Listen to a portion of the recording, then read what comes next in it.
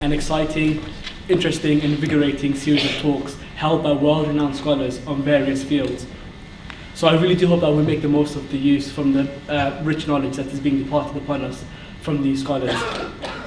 So on that note, tonight's talk is titled Food and its Spiritual Dimensions. And some of you may ask why the need to discuss such a mundane topic in a week where we're meant to be discussing controversial aspects of Islam, such as jihad or the ethics of war, for example, or even aspects of Islam that seem to be most engaging with the non-Muslim community. And I think our reply as co-heads of this event would be that food and drink and what we consume on a daily basis has been increasingly popularized in the public sphere.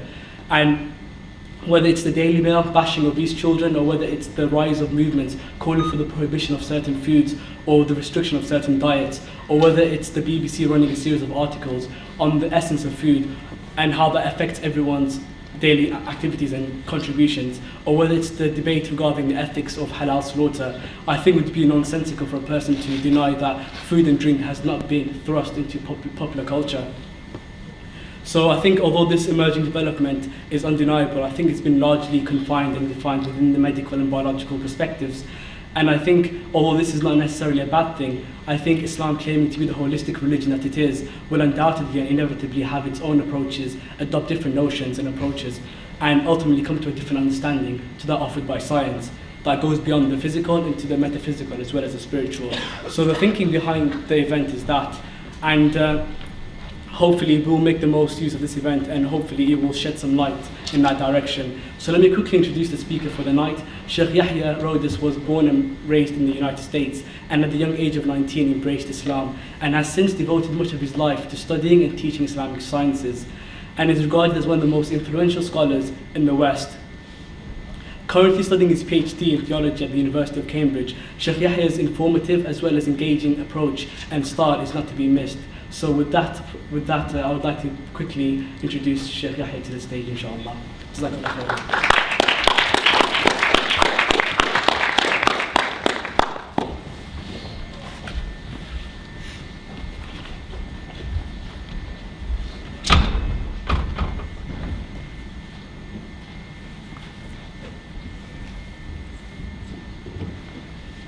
Bismillahirrahmanirrahim. Alhamdulillah, wassalatu wassalamu ala rasulillah wa ala alihi wa sahbihi wa man wala.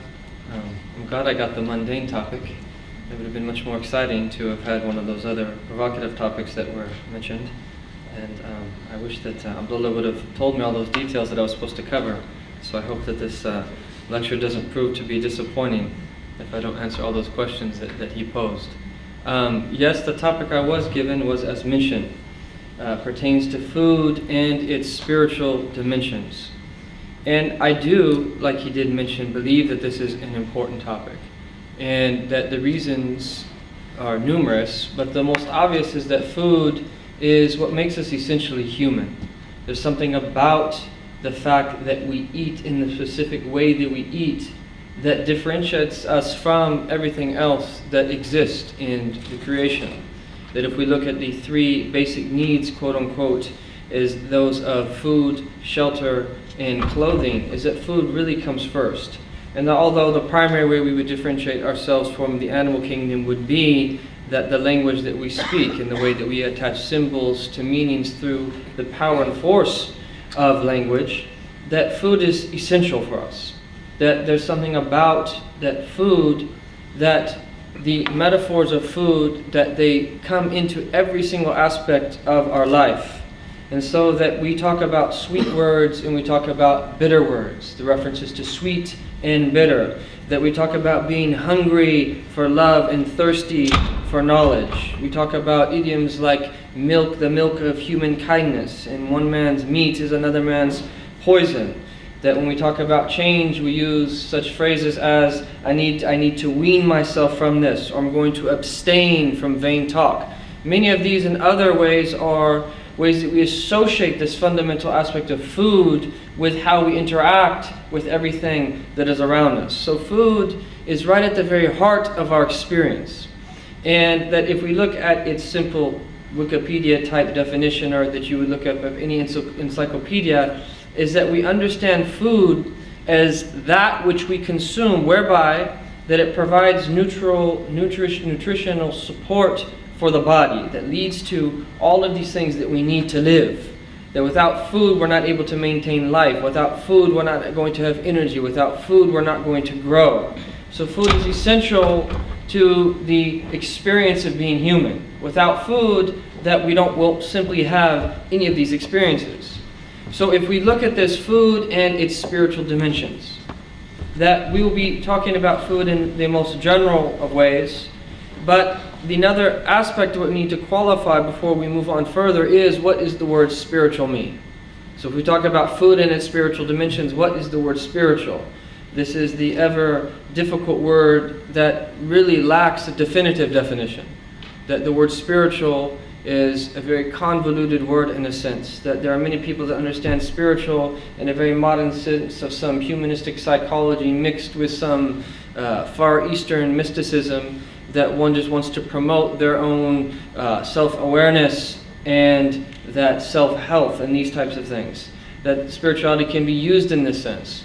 But what we mean here by spiritual, we'll define this before moving forward, is taking it back to its both Latin and Greek roots that simply mean the soul, the vital spirit that exists within the human being. As the Greek word pneuma points to, literally meaning that which is breathed into or that which is blown.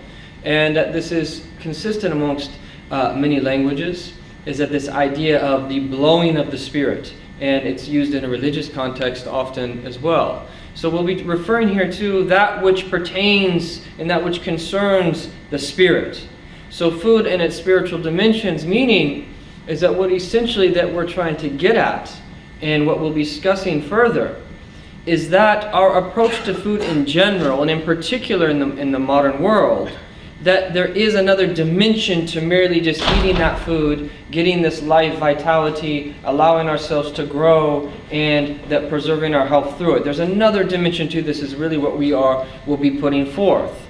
And that this is not set up as a thesis and that we're trying to prove it as much as inform, is that Islam as a faith that believes in a monotheistic vision of God, believing in one God, is that this is a part of the faith, is essentially what we're trying to get at. So we're not going to try to prove scientifically that there is this other dimension to food. That is something that is very difficult to do at this particular time, very highly debated, but perhaps in another 50 years. Nowadays they're talking about things in science that 50 years ago would have been considered to be popular science. They would have considered to be that almost religious myth.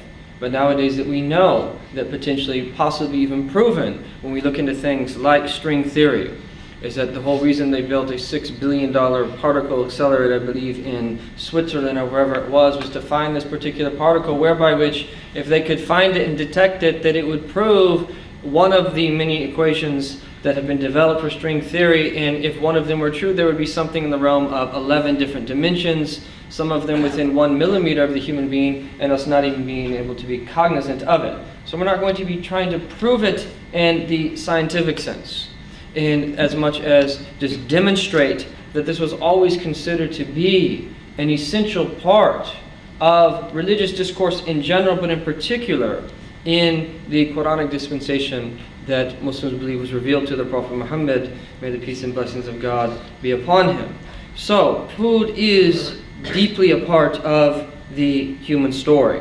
Now, if we look at one of the first verses that pertains to this, is that we find a verse in the Quran stating in a chapter titled The Believers, Surah Al-Mu'minun, that God says in the Quran, Ya ayyuha rusul, that O messengers, kulu min at-tayyibati wa'malu salihan inni bima ta'maluna alim. That O messengers, eat of the good things. Eat of the good things, and thus do righteous deeds. Indeed, that I am all-knowing of everything that you do. If you look at this construct in Arabic grammar, what is indicated here is that eating of these good things, these tayyibat, is that in and of itself, there's a direct correlation between doing that which is good.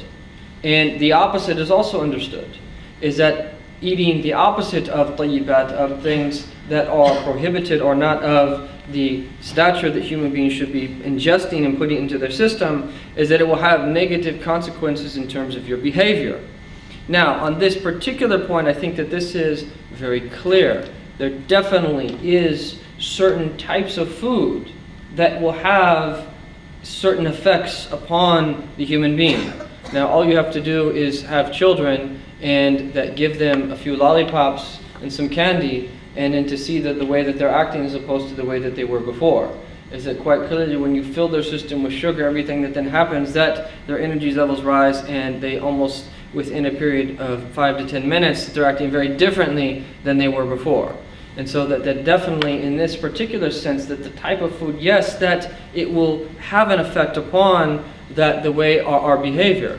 And this is something interesting, I think, to note, is that if we look at, and a lot of my statistics will be a bit biased. I'll be speaking oftentimes in the context of the United States, which unfortunately, many Americans do think the world revolves around them. I don't subscribe to that belief. I like traveling the world and being with quote-unquote developing nations and underdeveloped nations. But one of my quotes will be in that context, so you all have to forgive me on these islands. But that if you look at the top 10 reasons people die, the causes of death in the United States of America, at least 3 of the 10 are health-related diseases. The number 1 killer in the United States of America is heart disease, which is definitely a disease-related killer.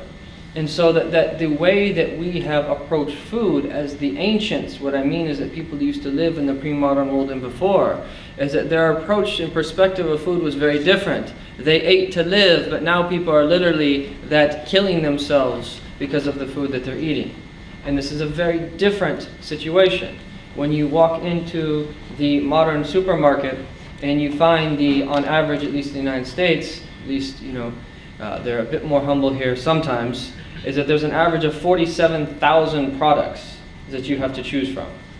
And that when you have this whole array of that what used to be one time that when human beings lived something seasonal, that there is no more seasons, because we can now import tomatoes or bananas that were grown in the southern hemisphere and that insert into them various types of chemicals and substances such that they ripen in this process of being transported and shipped to an entirely other hemisphere. And so that there is this effect in terms of that what we eat on our particular behavior, even in a very outward sense. And what this verse is indicating here, though, is that there's not only this relation, because is that there's 2 words that are mentioned here, and these words will come up in numerous verses in the Quran. Is that the 2 words of halal and tayyib. Halal merely means illicit, that which is permissible, whereas the word tayyib means that which is wholesome and good. So you have what is halal, that which is permissible, and that there's legal implications there. And then you have what is tayyib, that which is good. And the exegetes of the Quran is that they explain that was good in different ways, which we will get to. So these are the 2 dimensions. The first is the legal dimension. And like many other traditions, that the most notable would be in this context, the Jewish tradition, the halakha, that we find that the sharia, the sacred law, is that it has many things in common. For instance, there is many similarities between kosher meat and halal meat. And halal meat is something that you will come into contact with, especially living in a nation where I believe that the number 1 food that people like is their curry and chips. And that I've always been amazed at going into restaurants here, that how you find this has become almost in a sense the national food. And that you will be aware of halal, because the majority of those restaurants that you're going to, that they'll probably have halal symbols on the front windows that you might not notice, but they're there, and you might see your fellow brethren and citizens of the Muslim faith also in there eating at the same particular time. And so that halal is the dimension, it's the legal dimension. And that the way that the law relates to belief, and then if we want to term it spirituality, is that all 3 of them are in a sense facets. They're faces of a whole. And that they're all interrelated at the same time. Belief obviously is in the heart, and then you have outward practice, but then what is the 3rd vertical dimension, all of that, is the spiritual dimension of why we do everything that we do. And it makes a person's behavior holistic in that sense. So one of the things that you'll find, if I may take this slight tangent and just kind of touch on in a very general way some of these issues that oftentimes arise when you watch the BBC nightly news or whatever it might be, or pick up The Guardian, that at least you don't have news stations here like Fox News, that your people should be congratulated for that.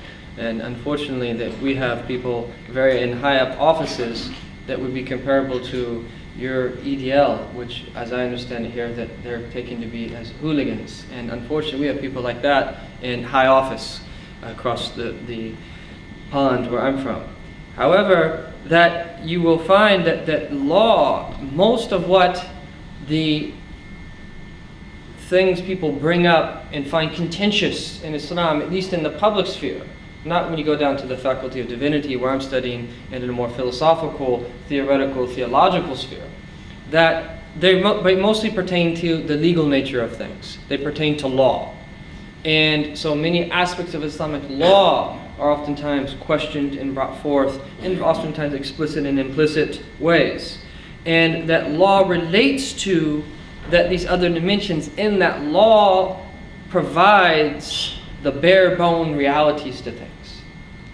That if you look at many of the descriptions of how marriage is described in a traditional law book, or you look at how that buying and selling is described in a traditional law book, that it's very straightforward, fundamental, bare bones, and very upfront at times as well. So law provides that grounding for everything that a Muslim ideally would do.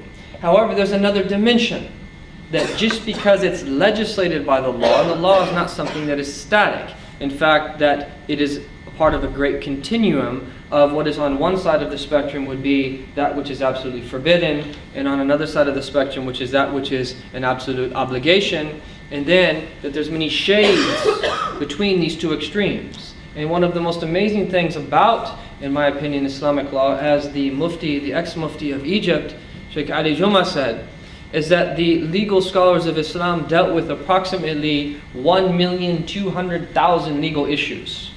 And the number of issues about which there is absolute consensus do not exceed 100, which is very interesting. And so you have this continuum, these various shades. And in the middle is the illicit, that which is permissible. And on either side of the illicit is that which is recommended and that which is offensive. In the further ends, as we already mentioned, was the absolutely forbidden and the absolutely that obligatory. And so that law provides the basis of whether someone can or can't do something, but it doesn't always mean that which is best for a particular individual to do. And so this is why these two terms are paired with one another, is that you have halal, which relates to the permissible, and you will find in the books of law that very detailed discussions about what is permissible to eat and what is impermissible to eat. The most famous, obviously people know that Muslims don't eat swine or pork, but there's a long list of recommendations and prohibitions that pertain to eating habits, and that we're not going to go through that. But ideally here, the point here is that it's understood that there would be detrimental spiritual implications were someone to step outside the boundaries of the law. And that, however, once they're within the boundaries, then there is what is between permissible and what is even better to do. And this is where the concept of Tayyib comes in, of eating of the good things of the earth. And so not only permissible, but also be good. And if you look at what the traditional exegetes said about this, is that they said, noticed that they said, as pertains to oftentimes the taste of the food. And so meaning that taste in and of itself being that a sign that it was farmed properly and that it was harvested properly, and then thus that it was ingested at that point. Now a more modern interpretation, which I believe would be a correct interpretation, is that the tayyib here would be the ethical dimension. So not only is it permissible, but it's also ethical. And so technically, and I have a friend who has a website online called Beyond Halal, which is really interesting if you want to follow up on this, who's doing his PhD at Harvard, His name is Nuri Friedlander, and one of his critiques of the Muslim community is that we've limited ourselves to the realm of the merely permissible. Not recognizing is that we should be at the forefront of all of the ethical discussions that pertain to the food industry, and in particular that of meat. Because obviously for Muslims, meat has to be slaughtered in a particular way. However, that even though you might buy this cow that has been ingested with RBST and a whole bunch of slew of other hormones, that on the farm in Kansas City, Missouri, or in somewhere in Iowa, is that then when you then take to slaughter that, yes, that it might be permissible for you to eat that. However, was that the most ethical thing to do? Now, I don't know how many of you, and I don't want to ruin your dinners tonight if you haven't eaten dinner, have seen Food Inc. Has anyone seen that? Food Inc.? No one's raising their hands, but Food Inc. Food Inc. was a really good documentary. Now, there's a whole bunch of documentaries. You have to forgive me if an activist type side of me comes out. I did do my undergrad at UC Berkeley in California, so that you can just blame it on that if that's the case. And I kind of grew up at the center of all of these movements, and on a personal anecdote level, that I became a vegetarian and vegan very young. I left successively in high school eating pork, red meat, then I became vegetarian, then I became vegan, until I became Muslim, and then I was criticized heavily after, and they said, why are you making the haram halal, brother? Why are you making the halal haram, brother? And I wasn't doing that. I just simply didn't know that it wasn't my preference. And I actually, to be honest with you, felt a lot better that when I was a vegetarian and vegan. That anyhow, that if you look at a documentary like Food Inc., and there's a number of others, Food, The Future of Food, and a whole bunch of others, that really bring out the nature of the way that the modern food industry has dealt with animals, and beyond that, crops and everything that we consume. The majority of human consumption of food is plant-based, and that as we transitioned as human beings from the earlier stages of our diets, is that what was termed the Paleolithic diet, where it consisted of things like fish, meat, eggs, vegetables, fruits, and nuts, and so forth. Post-agricultural revolution, where then that we started to plant crops, harvest them, and eat them, such that now we can eat various grains and legumes and things of this nature, that we find that for the most of human history, really the past 10,000 years, although with variance and slight rates of change, is that the way that human beings ate, that was local, but it was very similar throughout history. The way that we've eaten, the eating habits in the past 50 years have changed more in the past 50 years than they have in 10,000 years, from the time of the agricultural revolution until these recent times. And I think that's something really for us to think deeply about, is that the ethical nature of food is extremely important, and that what I'm essentially trying to point to, at least, and get at, which I personally believe, but I will say point to, is that beyond merely the spiritual dimension, if we define the spiritual dimension as that which pertains to belief in a higher realm, that there also is an ethical dimension that will have consequences, right, on human behavior. Now, again, I'm not saying that this can be scientifically proven, and people are welcome to differ and maybe even challenge that particular point. And I can't say that I have even done enough research to come up with anything conclusive, but it really does seem to be the case. One way, if I can use kind of a far-off type of analogy to that, is that this whole idea that you'll find consistently, that we'll find scientists saying that there's no correlation between violent video games and between violent behavior. How many times have we heard this? There's no correlation between listening to rap music where some guy is talking about, right, killing someone, and then someone going and putting a hit on someone right after that. To me, that is a bit strange to think that I know my children, that when I see them that watch some type of violent cartoon or violent something, is the next thing that they're wrestling with one another. And that probably had something to do very clearly with what they just saw on TV.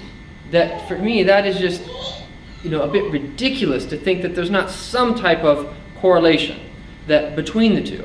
And I think that you could extend that to things of this type of nature.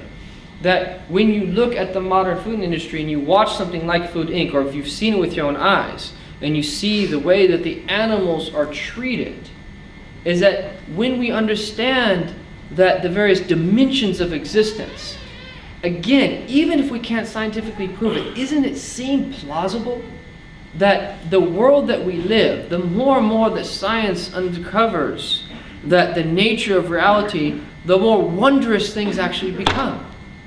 And that's the reality. Because if you think about us, what are we? Why do you see me standing up here as a solid with a particular color of skin and a complexion and a particular height? We are essentially slowed down light. The only reason that we appear to be solid is because that things are moving so fast, is that it appears like if you would take like a spark and you twirl that spark around so fast, is that spark would look like something that's solid. In reality, it's not, right? It's being twirled around. This is how we are. What is the nature of matter? And I think that is a very interesting question, that a whole other tangent that we could take. But aside from getting in the quagmire of that discussion, is that if we really think about these possible worlds that might exist out there, the definitive difference the definitive breakdown that we have in the Quranic discourse is what is called the mulk and the malakut. The mulk is the dominion. It is this tangible world that we can perceive with one of our five senses, or come to know through the intellect that it exists in a tangible sense with some type of mathematical formula. And so that whether now with the modern assistance of the microscope or the telescope, is that even though those things were unseen to people 100 years ago or 200 years ago or 300 years ago, is that they've become from the seen realm, what is called the alam al-shahada, the mulk, the dominion, from the very reason that they can be witnessed and they can be measured and they can be observed. Then the second distinction is what is called the malakut. Yes, in the Quran, the word malakut, it could refer to heaven. It could refer to the celestial sphere in the sense of what we observe, as opposed to the earth, that which is opposite to the earth, the canopy of heaven. At least from an experiential standpoint, it appears like a canopy. Obviously, that we know that the earth is orbiting, that we know that there's particular reasons why the stars rise and set at particular times of the day, at particular times of the year, consistently. However, that the realm that is beyond the tangible realm is known as the malakut. That it's the internal realm, it's the spiritual realm, if you will, if we want to use this problematic term. Is it meaning that it's a part of Muslim belief that there is other dimensions? And what's really interesting to note is that the very second verse of the Quran, after beginning with Bismillah ar-Rahman ar-Rahim, in the name of God, the merciful, the compassionate, which is interesting because Muslims believe their whole entire religion to be a mercy. That even though that per individual Muslim behavior at times that doesn't seem to fit that description, is that the Quran begins with mercy, and two different types of mercy.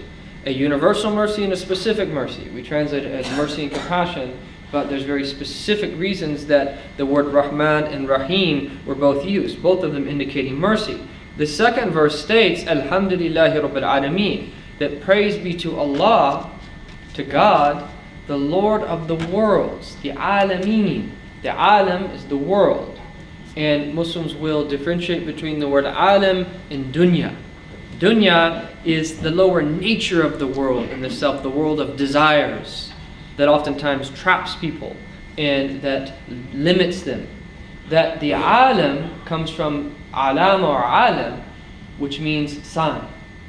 And that everything in the creation is considered to be a sign. Not that something definitively, qat'i, in a definitive sense, points to proving in a rational way the existence of God. Here we would have a very nuanced understanding. Is that everything in the world, in the cosmological sense, is self-referential. and that it can only point. It can't prove ultimately anything that is beyond it. It can point to it though, and it can show how belief in something beyond, that is this world of itself, is not only intelligible, but it actually makes a lot of sense. And it's a very good explanation for how we got here and where we're going. And so that this mention is that when you understand, taking this back to what we were initially talking about, the idea of something being permissible, halal, and then something being ethical, tayyib, and that the ethical dimension is very important, because that even though something could be permissible, if it's not ethical, it still could have a negative impact upon you. Especially that when you understand that behind that particular thing is a lot of injustice, and that Muslims have believed in animals' rights from the earliest period. This is something that our Prophet, peace be upon him, that was extremely concerned about, to the extent that one time he had an army that he was walking with him, and while they're marching, they came upon a lady dog who was giving birth to a pup, and the Prophet redirected the army because he didn't want to harm this lady dog who was giving birth to a pup. And the Prophet was very concerned about that, and a number of his statements that encourages animals' rights and the way that we should treat animals and so forth. However, that in this case, that if we look at the modern food industry, that it's really shocking. In not only in terms of the treatment of animals, but in terms of the substances that they're placing therein, and then all of the other social ills that stem from it. That another really good book to read, if you like reading books, is Fast Food Nation. And that you start to understand is that the way that these things work, again, I'm speaking in the context of the United States, forgive me, is that there are multiple dimensions to the greed of these multinational corporations. And that whereas in the 70s, that you had the top 1,000 companies that were slaughtering animals and providing meat, that they only controlled the top 4 companies controlled only 25% of the market. Now the top 4 companies control 80% of the market. And you could almost limit that many of those products that seem to be of the 47,000 when you enter into the grocery store or the supermarket, actually that the story, when you trace those products back, as Michael Pollan has done, who wrote the famous book, The Omnivore's Dilemma, that they actually get back to a handful of companies, of multinational corporations. And you start prying a little bit further, and you start to see like, whoa, there's some really corrupt dimensions here. That some of them, that, we have a problem, we have a 2,500 mile border with Mexico to the south, that for the states, Southern California, Arizona, New Mexico, and Texas. And that, just as it's now this big issue being made in the United States of quote unquote illegal immigrants, that they're also needed. So you have the two of the main of the top 4 companies, Smithfield and Tyson, who are major meat companies, is that not too long ago, before this became a political issue, that once NAFTA was set into place, that there was over 1 million Mexican farmers who aren't able to compete and grow corn anymore because the corn prices dropped so low because they're being government subsidized. And they're being produced below cost and being sold at below cost of production. And that this is documented stuff. They went into Mexico and that started recruiting these farmers to come into the United States. And they made a deal with the border police that they would let them take 15 back a day, and so that they wouldn't come and raid their operations. This is really odd stuff. If you look at the director of the FDA and the USDA that are supposed to regulate these corporations, they're people that were previously associated with them. whether it be Monsanto or whatever it be something else. There's some really fishy stuff going on here.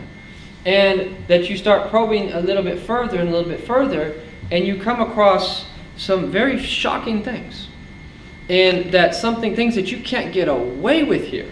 And this is one of the things I appreciate better about your country, is that as I understand it, the high fructose corn syrup is like outlawed, it's like unlawful or something here. There's like something, I don't understand your law regulations fully here, but high fructose corn syrup is a real serious problem.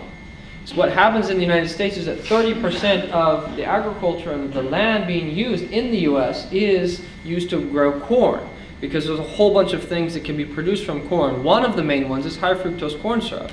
And what happens with high fructose corn syrup is that these labels that say, okay, that there's fat-free or a third less fat or whatever it might be. Yes, they've taken the fat out, but they put in high fructose corn syrup. And so meaning that you might not be detrimental in that sense of gaining weight in that sense, but that by the high fructose syrup content and the sugar content, that even though, again, this is a highly contentious issue and the FDA denies it, that there seems to be scientific evidence that it leads to the rise of many health-related diseases like diabetes and a number of others. Because the majority of products that you eat, if you're eating ketchup and mustard and salad dressing and all this other stuff, have this stuff in it. And that if you look at what's behind this whole industry and you get down to the farmers, that why did Timothy McVeigh blow up the FBI building in Oklahoma City? There's a book titled Harvest of Rage, Why Oklahoma City is Only the Beginning.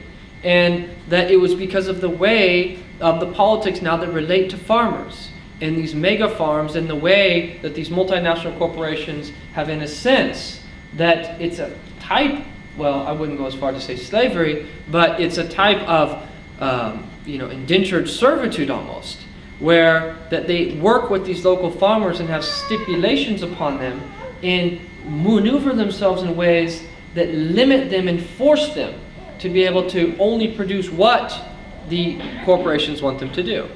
Now, all of these various types of oppression, that whether it be to the local people, the local farmers, whether it be to the animals, whether it be with the Mexicans across the border, the Latinos, or whether it be with things like genetically modified foods, and that's a whole topic in and of itself, that all of these things combined is that apart from the fact that even though science has not proven that organic food, for instance, is healthier or more healthy than that regular food or even genetically modified food, is that you're getting this all as a package. And to me, as a thinking person, who, when you step back and you start looking at different trends, and there's people that actually study this, not just a trend in the food industry, that they step back and they look at civilizational trends. And they start comparing trends in this sector, and trends in this sector, and trends in this sector. And from a very overarching way, is that to me that causes a lot of concern. That there seems to be parallels between the way people are and the food that is leading to heart disease, that's the number one killer of citizens of the United States of America, and that spiritual heart disease that I think goes along with it. That one of the things of the modern age is this breakout of atheism. And that for the most part, this was something that was contained throughout human history for a number of reasons. That's its own topic in and of itself. But there seems to be parallels here. And that one of the things, if you look at what the scholars said about food, one of the wisdoms, which is not the whole story, one of the wisdoms of the prohibitions of certain foods, so for eating things like vultures and eagles and hawks and predatory animals like bears and so forth, was so that you don't take on the traits of that which you eat. They actually mention that in the books, that this is one of the wisdoms. It's part of the story. It's not the illah, it's not the legal rationale for that particular ruling, but it's one of the reasons that is a part of various considerations for its prohibition. And so that the phrase that you are what you eat, that there is some truth to that. Now that was popularized in the 60s in the hippie movement in the United States of America that then spread. But it was used in certain senses a century and a half before that. And that indicating that you are what you eat, that what you put into your physical body is that what you will get out of it. And that in a sense, the verse in the Quran that we mentioned, that كُلُوا مِنَ الطَّيِّبَاتِ وَاعْمَلُوا صَالِحًا, eat from the good things and that you will do righteous things, is that there is that understanding there, not only in the physical sense but also in the spiritual sense. Now I'm supposed to limit it to about 45 minutes. There's a number of things that I did want to get to, but I wanted to mention a quote at this point. And this quote is taken by a medieval scholar who is known as Imam al-Ghazali radiallahu anhu, who has a famous compendium that is a 40-volume work that is a massive, in a sense, it's a type of summa. And that of these 40 volumes, which his intent behind them was to revive the religious sciences and to give an all-encompassing manual for posterity, is that we find is that the idea of food is mentioned in 3 different volumes of this work. That first it's mentioned that in the second quarter, so it's divided into 4 quarters, 10, 10, 10, 10. The second quarter, which relates to customary things that happen time and time again. The first volume of the second quarter is on food. And it's also mentioned then in the second half of the book, which is devoted to the spiritual state of the human being, that there is a book titled Kasrat Shahwatain, breaking the 2 desires, the desires for food and the desire for sex, understood here in the sense of them in the spiritual sense, when someone's treading the spiritual path. But if you look at what he says, I think this is indicative of how that traditionally food was looked at. That from the Quranic perspective and that of the Prophet in the early community in those that came after them.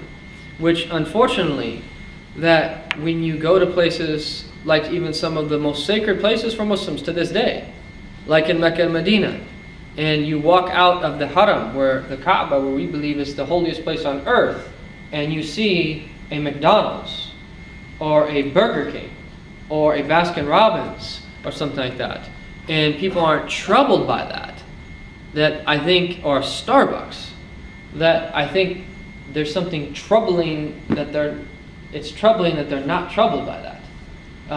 And that, anyhow, this is what he says, and this is in his introduction, it says, أَمَّا بَعْدْ, to proceed, فَإِنَّ مَقْصَدَ ذَوِي الْأَلْبَابِ لِقَاءَ اللَّهُ تَعَالَى. He says that the intention of the intelligent is preparing for the meeting of God, فِي دَارِ الثَّوَابِ, and the abode that he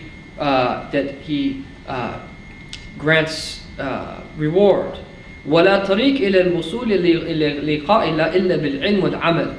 There's no path to reaching the meeting with God except through knowledge and action. وَلَا تُمْكِنَ الْمُوَاظَبَةُ عَلَيْهِمَا إِلَّا بِسَلَامَةِ الْبَدَنِ. And then you're not able to learn and put it into practice except that if you have a healthy body. وَلَا تَصْفُ سَلَامَةِ الْبَدَنِ إِلَّا بِالْأَطْعِمَةِ. That you will not be healthy unless that you eat good food. فالأقوات والتناول منها بقدر الحاجة على تكرر الأوقات فمن هذا الوجه. So eating food and that partaking in it, that to the extent that it is necessary, that throughout time.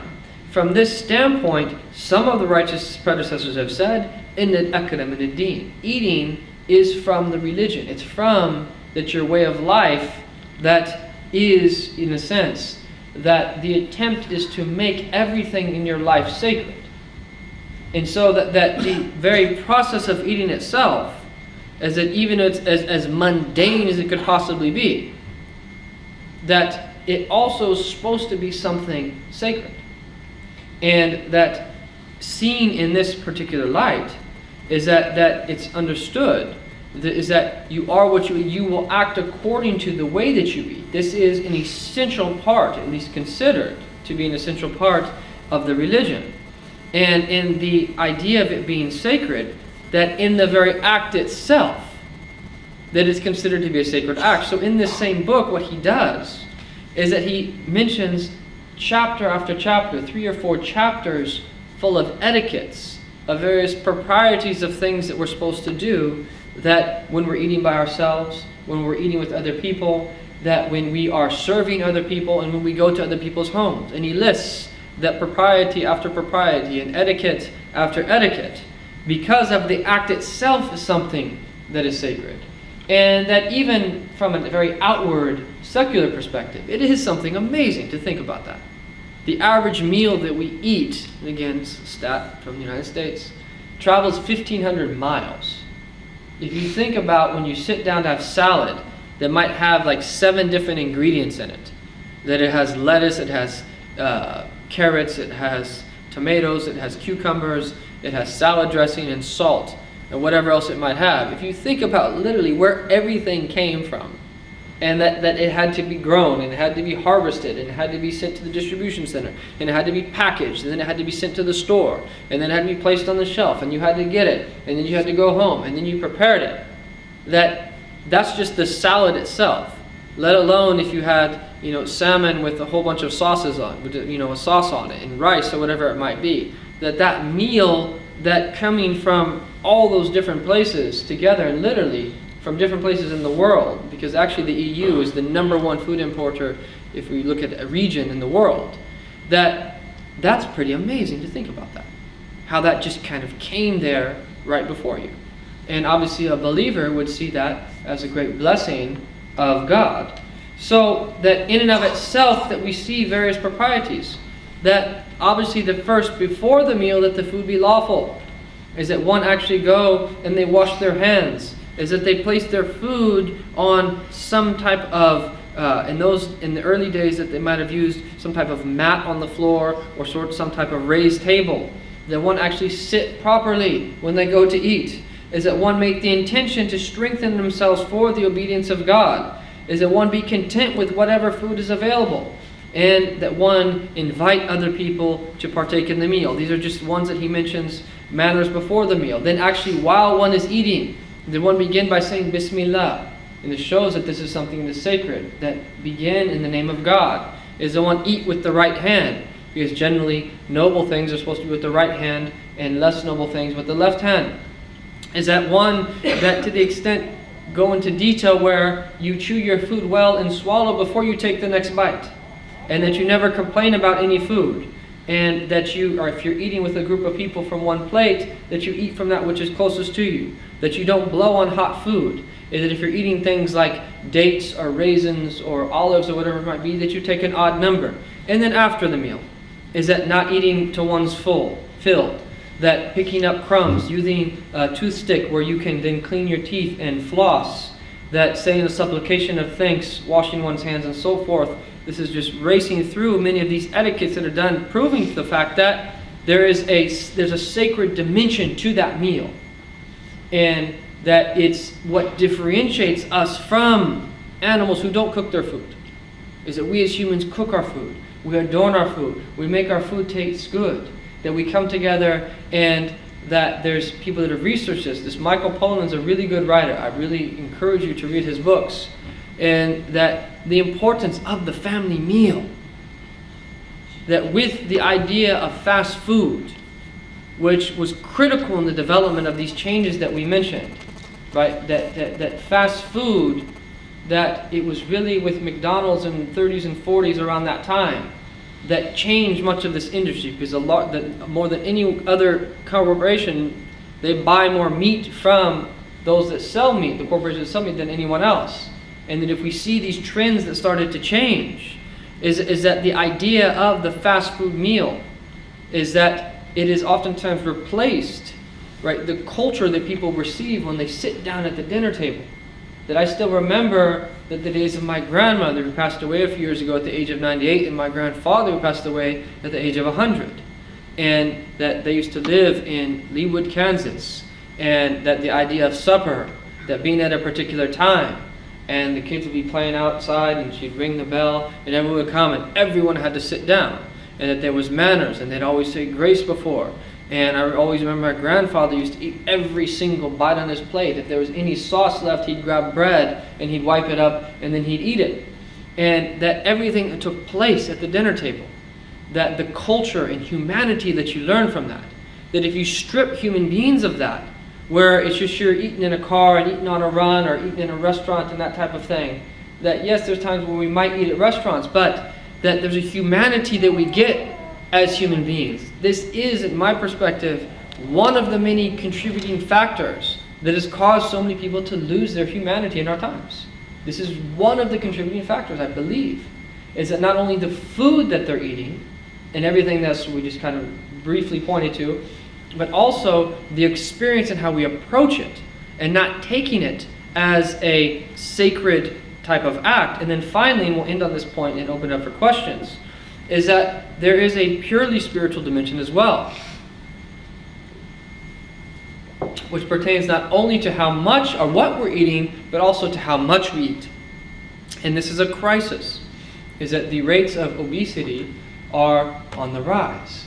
And there are a number of reasons for that. But I wanted to just quote this section again, taken from the same text of the book that comes later on in the second half of his voluminous work of Imam Ghazali, where he talks about the 10 benefits of hunger. And what he means here by hunger is cutting back from one's food intake. And this is what they mention about the life of the Prophet Muhammad, peace be upon him, is that he actually chose to be in a state of hunger at times. And he's known to have said that one day that I will take my fill and give thanks, and the next day that I will refrain from food and I will be patient. He did that intentionally. And that what the Imam al-Ghazali here is saying is that there's actually benefits of hunger. Now this sounds very strange, and I say this as someone who entered into this faith, and that I never went a day hungry in my life before I became Muslim. And that when you first start to fast, it's interesting. Now, there are people that do fast for various reasons, just kind of some broad spirituality. And there's people that even fast for dietary reasons. And that now it seems like increasingly science is pointing to the benefits of fasting. And that, however, there are benefits that actually come from hunger.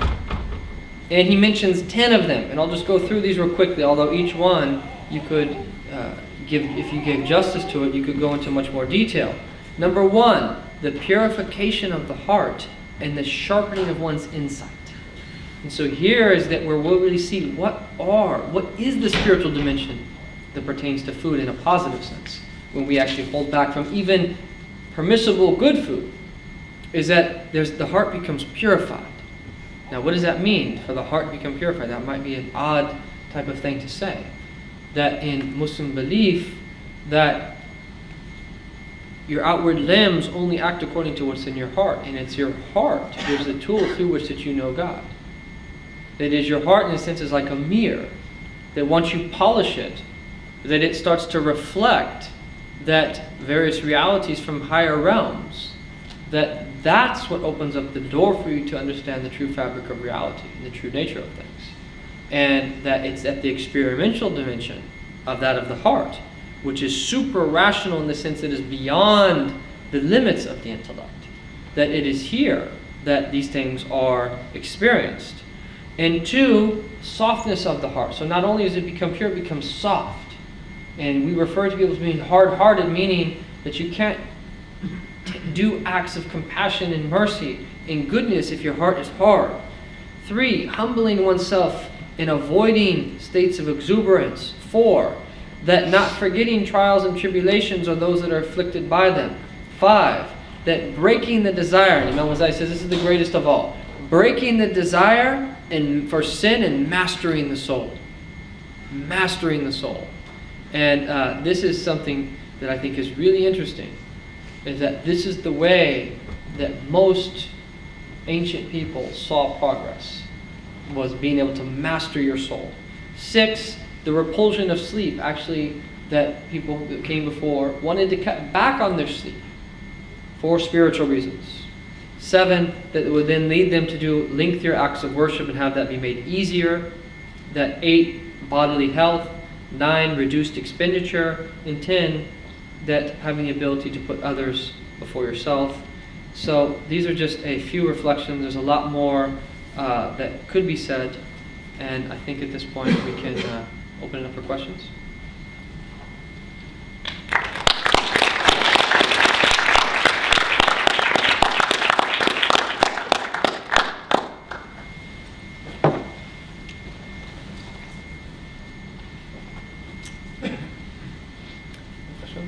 Please.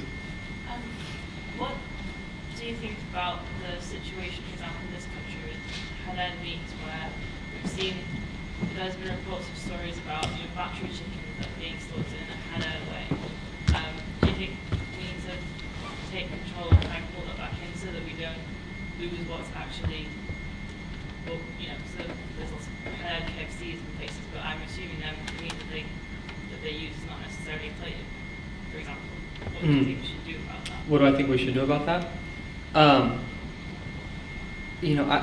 I really believe, if you watch Food Inc. at the end, some really inspiring things that it says, and I believe in that every time that we purchase something, it's in a sense like you're voting, right? That if people realize the power that customers have, if they simply don't buy certain things, that people will readjust themselves accordingly.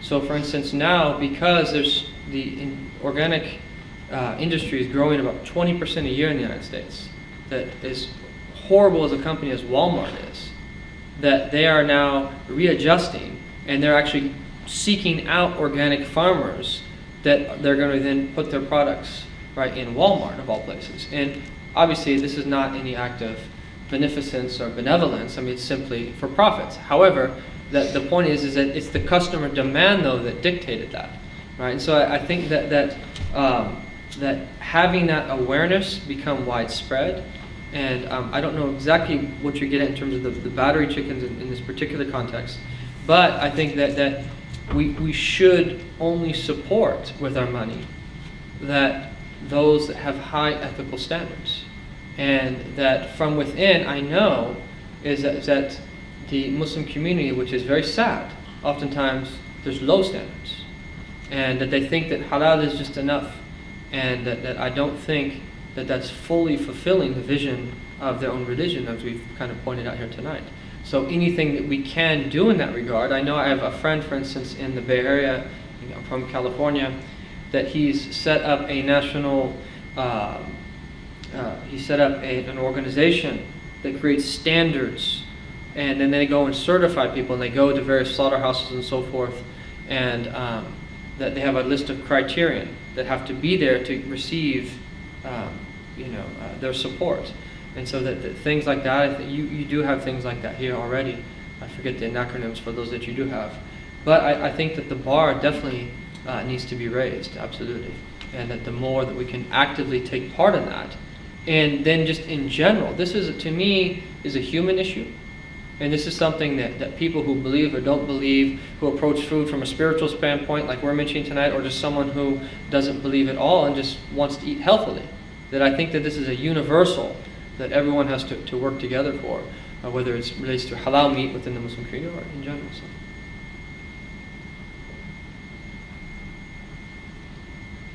Any other questions? What do you mean by mastering the soul, and how else do you do that? What do I mean by mastering the soul, and how else is that done? Mastering the soul. Wow. Okay, that's a very. It's hard to kind of summarize that in it's a life of work. Mastering the soul. It's a recognition that in the Quranic discourse, there's 3 degrees of the soul. There's a soul that's known as an amara, that incites to evil, which is the lower level of the soul. There's a soul that's in kind of an intermediary state, where it's known as a reproachful soul, where you're struggling with yourself, you're trying to better yourself. And then there's a third category of soul, which is a nafs al-mutma'inna, the tranquil soul. And that the goal is that you transform yourself over your life in which you live. And that mastering your soul means ultimately is that you do what is right in every single moment, according to the dictates of the sacred law and the indications of sound reason. And other words is that you are a person of good character. And the way that you would go against having good character is that you allow either one of the whisperings of evil in your heart overcome you such that you follow it, or that one of the desires of your lower soul. So a person who's mastered their soul, that will know what to do, what is right, they'll know what to do, what is right to do in any given moment, and that they'll never let their anger get a hold of them, nor will they ever let any of the lower desires get a hold of them, whether it be related to food, sleep, drink, copulation, whether it be related to doing things for other people in the sense of desiring a high rank in their heart or whatever it might, with them or whatever it might be, is that they've mastered their soul in the sense is that they only do what is right to do in every given moment, and they don't allow these lower tendencies to dominate them. And that generally speaking, that they mention that there's 5 ways that you can master your soul. Is that 1 is by that cutting back on your food intake. That 2 is being around people that have mastered their souls, being around spiritual masters. That 3 is that deeply reflecting upon the Quran and reciting scripture often. And 4 is, and 5, they go hand in hand, is that praying at night in the actual salah prayer, but also supplication. So waking up at a time when people don't normally wake up, which is deemed to be the most spiritual time of the day, which is just before dawn. And so those are other ways they say that one can master their soul if they're consistent. What do you think of the frequency that we eat like meat and things nowadays? That's a very I didn't get to that, but that's a very good question. I think that I think there would be precedence for someone to be vegetarian even today, that even a Muslim, that simply because of the horrors of the meat industry, and it's just not healthy. 1, to eat a lot of meat in general, but 2, especially the type of meat that we're eating. And from an Islamic perspective, is that the Prophet, the description of him is that kana ya'kul lahm ala dhafaf, that he used to eat meat with guests. In other words, he used to eat meat from time to time. That he did not eat a lot of meat, and there was not a lot of meat available during this time. And my belief is that even if there was meat available, that he would have had a very balanced approach to it. And we know that there's times that the Prophet would go 2 months and only eat dates and water, and nothing would even be cooked. He wouldn't even have cooked food. And so that he was extremely frugal, and that he had a very basic diet, peace be upon him, although that he did eat meat. So I think that if we take that as the precedence, is that I think that eating a little bit of meat, like once a week, would be totally sufficient to sustain you as a human being. And I think it's a serious problem, is that you have a lot of homes, and Muslims are like part carnivore, that eat meat like 2 or 3 times a day. And that then there's even statements of Sufis that will then say about that if you eat meat for 40 days straight, that your heart will become hard, right? And however, that it's just simply not good for you, and it's not healthy for you. And that if that was their approach to meat then, given what we know about the meat now, I would even say you eat it less. And it's hard to get used to at first, but once you start to feel better, when you take control of your diet, that it's hard to go back to just kind of an unmitigated lifestyle where everything's haywire. So I think people should be eating a lot less meat personally.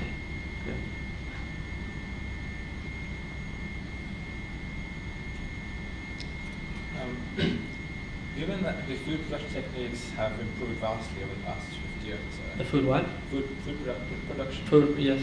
And Western society now expects cheap and available food. And given that no government is going to legislate to raise food prices, and that most of the West is non-Muslim, how do you think you might bring about a change in reducing people's food? I think you can change policy personally. I don't see anything preventing you from us changing policy. That the example is that they mentioned this in Food Inc. Is that look at the tobacco industry. that people stand up against it, individuals, and policy gets changed. And so that now the reason is that you're able to, for instance, a family's, and this is part of this Food Inc. thing, where they have this family that has probably living off minimum wage salaries, and dual income family, that they go to Burger King and buy a hamburger for $1, and then they go to the store to see, well, what else can you get for $1? You can't even get a head of broccoli for $1. And the whole point is, like, people make decisions then, and especially people that don't have the money, is that they are at more risk. And so there's a direct correlation between obesity and between income level. And so that really the people who are getting the hard end of the stick consistently are the who don't have wealth, right? And so that's a serious problem. And the reason that's the case, at least in the United States, is because there's government subsidies that allow that corn to be grown. They're literally paying the farmers, right, that then can keep the price down because there's vested interest in it. And I think that is a policy that's in place. And I think that through activism and awareness, that I think clearly that policy could be changed. There's nothing preventing it from being changed. And that I think the awareness part is just as important, because once people are encouraged to eating locally and trying to eat organically, and they go to farmers markets and so forth, again, even though there is a number of obstacles in the way, that I think that there can be a way, to make and the more awareness that is there, I think the easier that things like this will be. But it is a serious problem.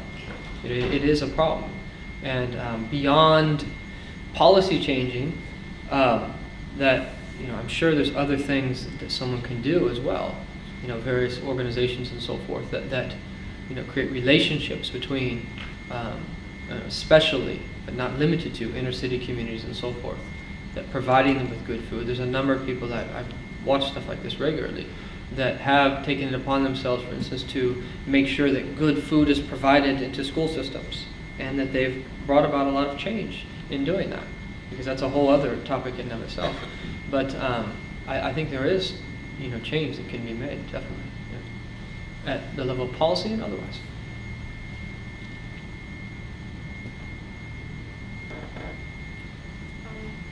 As more and more people start realizing the importance of eating organically and bio, don't you think that this becomes part of popular culture, and so it becomes appealing to supermarkets to sell stuff under the label of bio and organic, which is actually still sourced in an unethical way, and so people feel like they're doing something for their food, but actually they're not.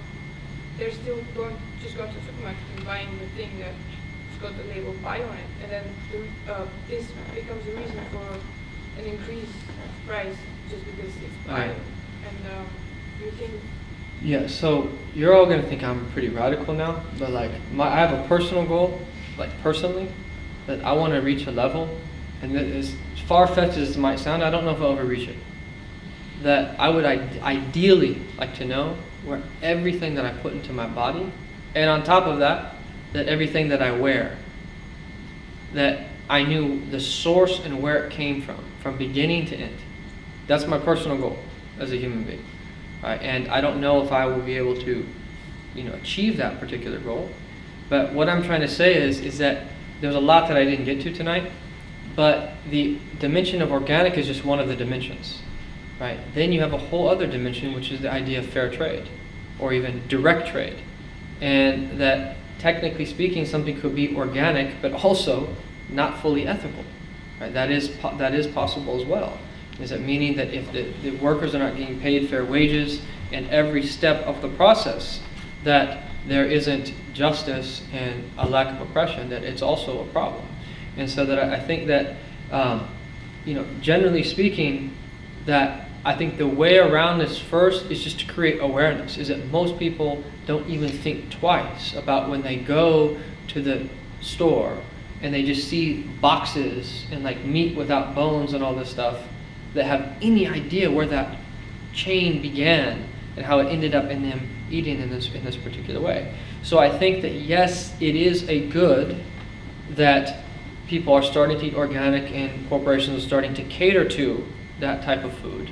But one, there's the risk of them then kind of fudging some of the rules of what it means to be organic, which has happened.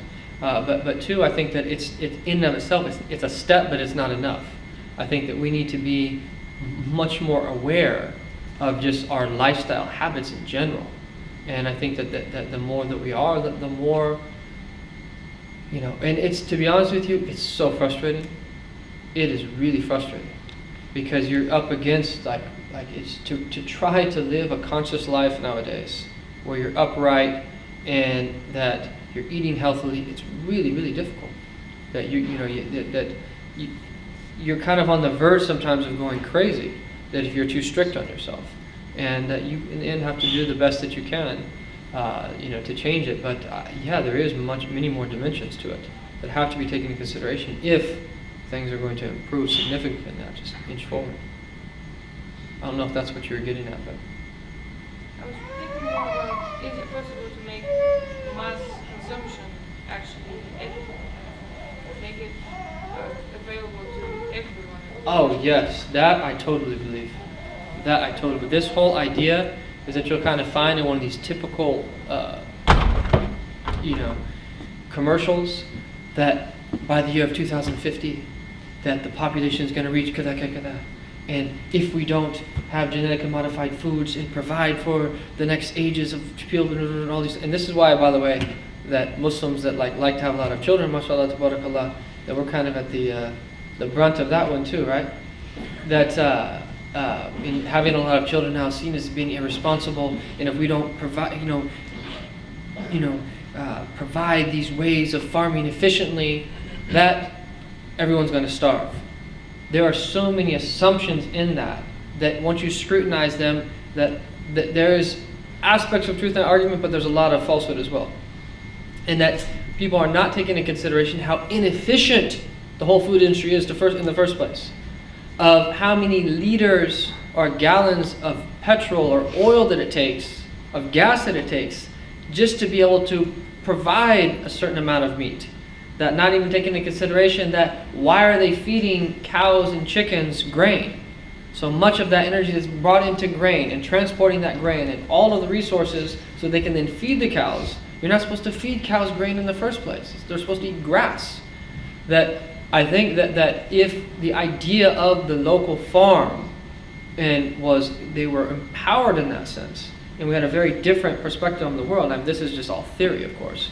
I think that they've, I've heard, and I can't remember the numbers at this point, stats that say that very easily local farmers could provide that for the needs of the local communities. And I think what it really gets down to oftentimes is sheer greed and the power that many of these multinational corporations have, that sometimes that it extends even beyond the power of governments. So I think it would be possible based upon what I've at least watched and read about that.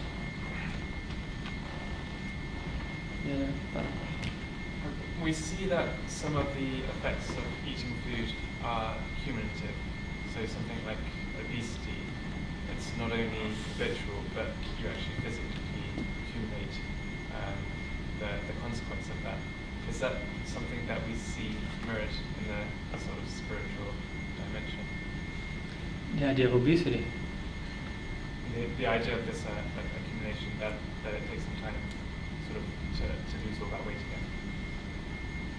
I'm not sure if I understand exactly what you're saying or asking. So I'm saying that if you eat badly for some time, that you'll become obese and actually you'll find it difficult to lose all that weight again. Is that the same in the sort of spiritual aspect of it? Oh, I see. So is there like a correlation between the outward aspect of the body and the spiritual aspect of the body?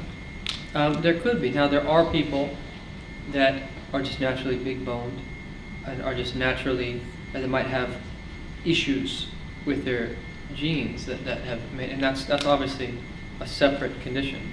But I'll give you an anecdote. In the Prophet's life, peace be upon him, one time he saw a man that was overweight. And he looked at the man and said that where, and he pointed to his belly, he said, were that to have been that on someone else it would have been better for you. Right? Meaning the idea here is that one, in terms of him in his own self, in his own spiritual state, but also in terms of that the wealth and time and everything that went into that him actually becoming like that because of overeating and that type of thing. And so that it could be a sign, yes. Right? Because that we should be taking care of ourselves. We should all be eating healthily, we should all be exercising regularly, and we should be taking care of ourselves. And we should be limiting the types of food. And so that in terms of food intake itself, which in most case scenarios, that your level of food intake will determine oftentimes whether one is overweight or not, that it is a sign of lack of self-control. So getting back to the idea of spirituality being based upon mastering the soul, that there's a strong correlation.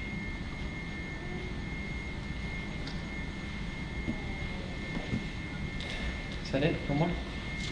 One more?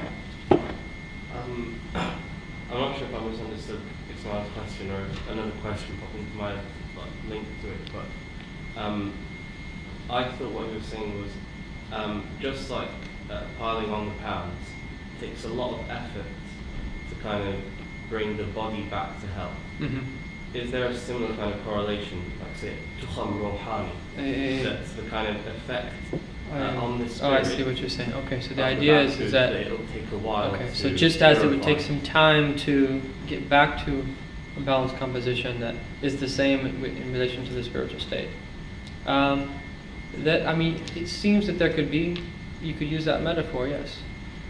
In general, I would say that the spiritual state, your spiritual progression is not linear, and it's possible for people to make great spiritual leaps in very short periods of time. But generally speaking, that what's important is consistent effort that is put in over a long period of time. And so that from that standpoint, yes, there would be a metaphor, just as you'd have to put in consistent effort of watching your diet and exercising regularly and so forth to drop those pounds. Is that yes, you have to put in. Now, is it an exact correlation in terms of time? I would probably say the spiritual path in general takes a lot longer, actually, over a much longer period of time with much more consistent effort, because it's the more important, really. It's the most important thing of all, actually.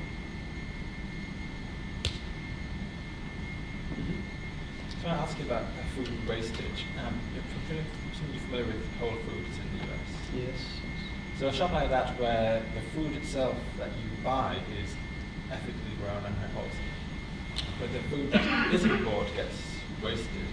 Does the waste then have an indirect effect on making the food you eat not Tayyib,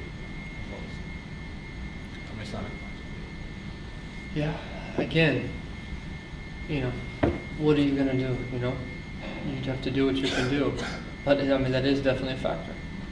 Right? If like a place like Whole Foods is ethical and has a lot of good things to it, but for instance, there's a lot of wasting of food. That is a factor that should go into where you purchase your foods. That maybe you have to weigh that with a number of other factors of other grocery stores or supermarkets that you think about. But I think the idea is that you have to ultimately buy your groceries from somewhere. Right? So I think what is the right decision to make is do the best that you can. But my whole thing is that most people don't think about these things. And they just kind of just get whatever's available. And I think to at least think about these things. And at least attempt, as difficult as it is, to make an ethical decision. You can find websites online where you can look at the ethical nature of a company. I have an app on my iPhone that you want to buy, from a certain clothing chain, that you put the name of the company in, and it tells you, it gives it a rating from A to F, and it judges it on 5 different criterion of, there's 5 different criterion that it judges it on, and it gives them a grade. Right? So the banks usually come out the worst, and the petroleum companies are usually the worst. And then you have to make a decision at that point. Are you willing to, make a change in your own life or not? And I think that from the spiritual perspective, that anything that you leave for the right reasons, so if you believe in God for God, that there will be a spiritual benefit that you get from that. Because in general, one of the overarching ways to master the soul is to start to detach from the world. And this is something that Sidi Abdul Hakim, Dr. Wenner, has. He has a really interesting section of an article where he says that you can make your trip to the grocery store, right, a means for spiritual purification, right? Because you can teach yourself that, okay, I'm in this store now, and although I'm tempted to get this apple pie here or buy this sweet thing here, is that then discipline yourself. And when you want to buy 2, buy 1. When you want to buy 3 of these things, buy 2. Just discipline yourself. And you can actually make your trip to the store. Now, people might think you're crazy if you do something like that, but you can do it. Okay, Michelle. Any other final? I was wondering if there's, do you think that ulama has sort of lacked in making this ethical aspect of food and indeed business more prominent? Has there been especially in recent times? Yeah, I would say so. I would say so, for sure. But I would say that it all depends on which ulama you're referring to. So I think in general that, in many of these places you'll find these ulama, that these problems are much less. I think that they are, the places where they're the worst are in some of the countries that we're in the West. And that the ulama that I know, like in America, speak out about these things all the time. I mean, much of what I'm saying are from teachers that I've studied directly with, like Shaykh Hamza, Imam Zayd Shaka, Dr. Umar Farooq Abdullah, and others. So. Okay. Oh, okay. That's Sorry, my sister. are you able to recommend an ethical clothing supplier that you've come across? I like to get my own clothes tailored personally. That's where I get my clothes. I try to get as much as I can clothes tailored. But I'll show you this app that I have here. It's called Shopper here, but it's called the Better World Shopper. So you just go down and there's a whole bunch of, now I think this is, A+, Patagonia, TS Designs. See, we don't even know them, right? Used clothing stores. A is Maggie's Organics, Hempies, Ecolution, Diva. See, we don't even know who these companies are. No Enemy. A-, American Apparel, Eileen Fisher. B+, Levi's, Liz Claiborne, Timberland. B, Coldwater Creek, Eddie Bauer, Gap, LL Bean, Nordstrom. B-, Abercrombie & Fitch, Bass, Calvin Klein, H&M, ISoc, J. Crew, PVH. Then we'll skip down to the F's. Disney, Jones, Kmart, Dillard's, Consolidated, Macy's, Marshall Fields, Perry Ellis, Polo, Ralph Lauren, Sam's Club, TJ Maxx, which is your TK Maxx, Vanity Fair, and Walmart. So, that's what it says there. What was the app called? The Better World Shopper.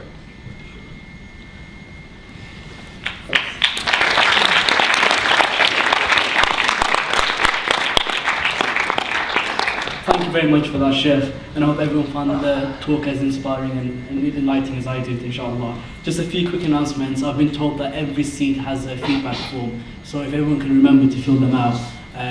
These are extremely important in allowing us to make the events better in the future.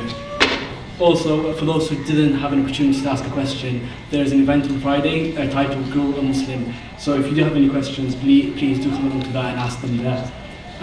Also, there is the EIW closing dinner on Saturday, which will take place at St. Columba's Hall at 7 p.m. I've been told that it's extremely important to have a ticket beforehand, so I think the tickets will be sold in the lobby area. So if you do have cash, if you're an ISoc member, you should pay, and if you're not an ISoc member, you don't have to pay.